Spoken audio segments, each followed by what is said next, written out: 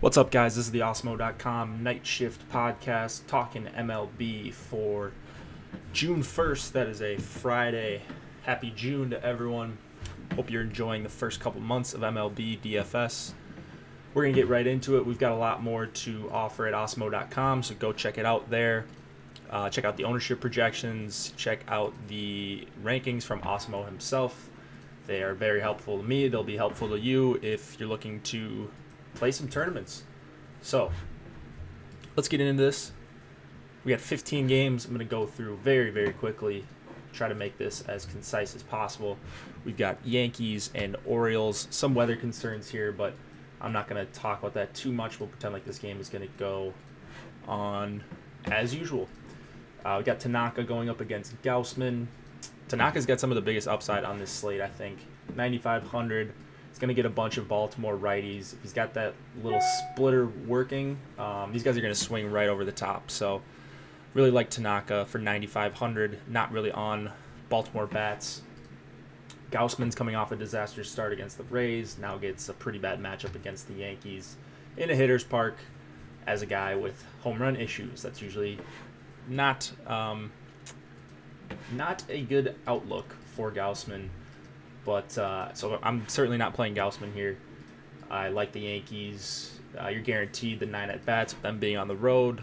Not that that matters all that much because you usually get it done in the first few innings rather than the last inning.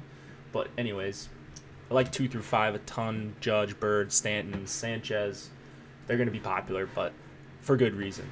Toronto and Detroit. Jaime Garcia going up against Blaine Hardy. We've got, what's this total right now? It's over 9 right now, actually. Garcia is really struggling against righties this season. The Tigers have a 112 WRC plus against left-handed pitching over the last 30 days. So Garcia is not on my radar. Some of these Detroit bats, though, specifically James McCann and Nick Castellanos, both hitting lefties very hard. Miguel Cabrera could possibly be in the lineup, although I'm not really sure. If he is, then I'd have interest in him. And then Hardy against the Toronto bats, just not all that interested in either side. I can see going to Smoke or Donaldson as a one-off against Hardy, but for a 9 total, there's really not a lot that I love in this game. Maybe Josh will be able to talk me into some bats there. Cubs, Mets, Tyler Chatwood against Zach Wheeler. Chatwood has legitimately been one of the worst pitchers in the MLB against lefties this year. Over 8 walks per 9, an under 16% K rate, bunch of hard contact. In his last 5 starts, he's got 5 walks, 2 walks, 6 walks, and 5 walks. XFIP over 6 against lefties, just having a real tough time. Going to face the 4 right in a row if the Mets are sharp. They'll go Nimmo, Cabrera, Conforto, and Bruce. And if that's the case, then I'm going to be stacking up a bunch of Mets. I don't think people realize how bad Chatwood's been against lefties, and I'm going to try to take advantage in 80-degree weather. I think that they could crush him, and they've only got a 4.1 total, so I'm not sure what that's all about. Wheeler is a little bit interesting for 6,000 because there aren't that many cheap options, but against the Cubs, he's 45% hard contact against lefties. I am a little bit worried about him. He'll be someone we talk about more, someone that's on my radar, but not really someone that I'm diving super deep into just yet. Nationals and Braves, Steven Strasburg versus Mike Foltynewicz. Strasburg mowed down the Braves on April 10th, 8 Ks, 8 innings, no earned runs. However, the velocity is a little bit concerning since it's been up and down over the last few starts. He's in a hitter's park. Braves with a 4-run total, so not the worst on the road for Strasburg, but I don't really see myself playing much of him here for 12-1 on DraftKings. You're not really getting a discount. Foltynewicz on the other side, just a really impressive start against the Red Sox on the road in his last outing. 7 innings, 7 Ks, 1 earned run. He could certainly do that again here. If you can do it against the Red Sox, you can pretty much do it against any team, but I really don't see him being able to miss a bunch of these Nats bats like Harper and Soto and Adams. I'm just worried about him. The Nationals are also take a ton of walks, so that's Foltynewicz gets in trouble with walks sometimes. And for those reasons, $8,400, I think I'm probably out on him. And that kind of sucks because pitching is limited today, I think. Brewers and White Sox. We've got Chase Anderson going up against Hector Santiago. Not really looking at Chase Anderson. I do like Moncada against him. I like Jose Abreu, just been crushing everything this year. That's about it for the White Sox side and Anderson. And then the righties against Hector Santiago, I think, make for an awesome play for the Brewers. Lorenzo Cain, Aguilar, Ryan Braun, Domingo Santana, even Hernan Perez and Manny Pena all the way down at 7 and 8. I think they're all really, really awesome plays, and some big wind blowing out towards center field, which is even a bigger boost for these Brewers hitters. Already approaching a 5 total, and I'm definitely on the Brewers stack. I think it'll be popular because they're not all that expensive. DraftKings Braun for $4,000 is one of my favorite plays against the lefty on this slate. Cleveland and Minnesota. Carlos Carrasco and Jose Berrios. I'm kind of off this game. 8-run total. I think these guys are priced pretty fairly. Carrasco at 10.7, Berrios at 9,100. I don't really think I'm going to need to get too cute here on this slate with either pitcher. Like I said, fairly priced. I don't really like targeting against either one. If I had to stack someone up here, it would be the top 3 with the Indians, but that's just because I really respect them as hitters. I think Carrasco could have a fair amount of strikeouts here, but I'm not really betting on it, either side of it. So I'm hoping this one stays quiet. Don't really like much. Boston and Houston. Chris Sale against Garrett Cole. 2 big guns going at each other. Sale for 11,000. The best I can say about him is he makes for a decent contrarian play. 11,000 though. Astros are among the league's lowest K rate against lefties over the last month or so. They're just starting to hit lefties a lot better, so I'm worried about Sale. I'm never expecting Sale to get blown up. It happens every once in a while, but just another game that I'm just not all that into. I wouldn't be surprised if either guy has a good start. Cole is coming off a bad start, but his velocity and everything looked fine. It happens to pitchers. They have bad starts. You can make a case for Cole because he's shown that when he has his best stuff, he can pretty much shut down anyone. So kind of like with McCullers, same sort of thing. If he's got his stuff working, you wouldn't be shocked to see him go pretty deep into this game, go a K per inning or something like that. But for 11-6 against the Red Sox, that's scary in general. Oakland and Kansas City. Frankie Montas against Ian Kennedy. Montas, I don't know if I'm pronouncing that right, but anyways, he was impressive in his first start against the Diamondbacks last week, but they are, as we know, one of the easier matchups for righties against the Royals, who make contact. That's what they do. And then 90-plus degree weather, maybe even mid-90s. Yeah, it's a hitter's park, but that certainly helps.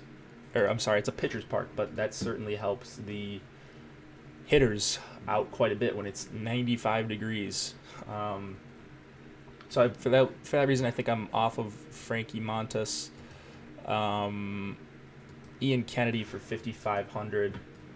Oh, I should mention, I do like Salvador Perez and Mike Moustakas, both reasonably priced on DraftKings, and in that kind of weather, they could easily get it out of that stadium. So Kennedy, 5,500. Both righties and lefties are hitting him very, very well. And in this weather, there's just no chance I'm taking a shot on him for 5,500.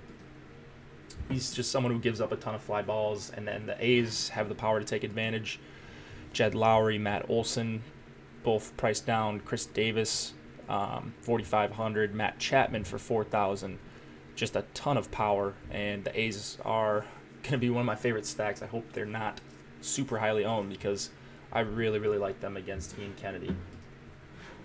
Pittsburgh and St. Louis.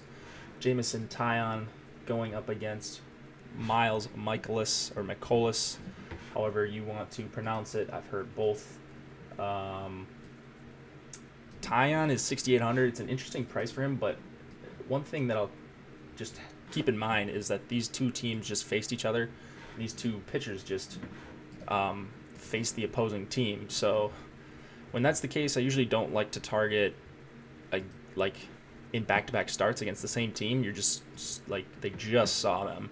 So maybe that's a bias I need to actually put some research into and see if that affects these guys or how they pitch the second time around. But I mean, it would just seem logical that they would be more comfortable with what the pitcher's going to throw in certain counts and stuff like that. So, you know, each of these guys had okay starts against the other team, but I don't really think I have a ton of interest. If I had to pick one, it'd probably be Tyon, just because he gets a bunch of these Cardinals righties, but really not loving anything. And then McCullers only striking out 16% of lefties this year. And then the Pirates have some pretty good ones: Bell, Dickerson, Moran, Polanco. So just not a great matchup for McCullers in general. Hitters in this game, I'm not all that in love with. Dickerson is one guy that I like for the Pirates. This one is super hot too as well. 92 degrees I'm looking at right now, so similar to Kansas City. That's also concerning for both of these pitchers, of course. LA and Colorado. I thought it was going to be Alex Wood. I'm not sure who it's going to be now. I'm seeing a man named Dennis Santana. I don't know if he's starting, but I had Wood going until I just refreshed it. So this one could change quite a bit. If it is Wood, then I don't really want to play him. Of course, it's in Coors Field on the road. Not a big Alex Wood guy in general. I'd actually be targeting against Alex Wood, and I'm seeing a 5.2 run total for the Rockies. So it would be Arenado and Story, both fantastic options against a lefty in Coors. If it's not Wood, then we will have to talk about this tomorrow. But pretty sure it's going to be Tyler Anderson for the Rockies. For 5,100, I'm at least going to consider him. Even in Coors, I think he's going to be super, super low owned. And then I'm not in love with any of the low price pitchers on this slate. The lineup for the Dodgers could be a big part of whether or not I decide to play Anderson. But right now I'm looking at some exposure. The Dodgers just have not hit all that well this entire season. They're actually like a neutral matchup against lefties. I'm looking at, obviously it's super, super risky in Coors with a 6 total for the Dodgers, but I think that, I mean, I just believe in Anderson. I believe in his stuff. So I get the stack against him, but just low-owned pitcher who I believe in. Yeah, it's a very good hitting environment, but not a ton else I love on the slate when you get this low, I should say. The LA bats, you're looking at Turner, Kemp, Kike Hernandez can obviously hit lefties very well. So there's a case to be made, of course, for stacking against Anderson. I might just be a little bit crazy. Let's go to Miami and Arizona. We've got Eliezer Hernandez against Clay Buchholz. I have Hernandez graded out as one of the worst pitchers on the slate. Tons of hard contact, very few strikeouts, very few swinging strikes. And I really like the Arizona top 5. Not Dyson if he's going to lead off. I'm not a big Dyson guy, but he can get on, steal bases and such. I just rarely find myself playing him. Goldschmidt, Lamb, Descalso, and Peralta. I really, really like that middle of the Arizona order. So I'm on the Diamondbacks stack for the first time, and it seems like forever. I mean, I may have recommended them a couple days ago, but I think I'll be very heavy on some Diamondbacks. No interest in Buchholz. He's not missing any bats, really. I shouldn't say any. He's actually been okay, but he's not really missing a ton of bats. It's still a hitter's park in Arizona, of course, and he's 7K. If he was near minimum salary, near Tyler Anderson territory, then maybe, but it's not 2007, so I don't think I'm playing Clay Buchholz for 7K. Texas and LA, Bartolo Colon against Jaime Barria. Colon, both sides are teeing off on him. Just go on Baseball Savant, look at his stuff. 91.6 mile an hour average exit velocity against righties. So righties are especially teeing off on him. And then you've got Cozart, Trout, Upton, Pujols to start out with. The lefty you get to face is Ohtani. Angels should be one of the more popular stacks of the night, and you understand why against Bartolo Colon. So we love them. I should say I love them. I'm sure Josh will love them. I'm sure Chris will love them. I'm sure Alex will love them as well. Berea gave up a bunch of homers in Yankee Stadium, but for the third straight start, he got a ton of swinging strikes. He's getting people to chase, getting people to whiff, and yeah, he's definitely overpriced for 9,300 here, but I actually like him a good amount against the Rangers, who I just love picking on. I think I've targeted against the Rangers for like 7 straight slates, and Berea is a guy that I think could pitch pretty well here in this park, especially. So some Jaime Berea for 9,300. Yeah. Tampa Bay, Seattle. Going to be a Sergio Romo game, I believe, for the Rays. Not really sure who's coming in after him, but if it's Pruitt, I have a bunch of interest in some Seattle bats. Cruz, Haniger, Seager, namely. Mike Leake on the other side.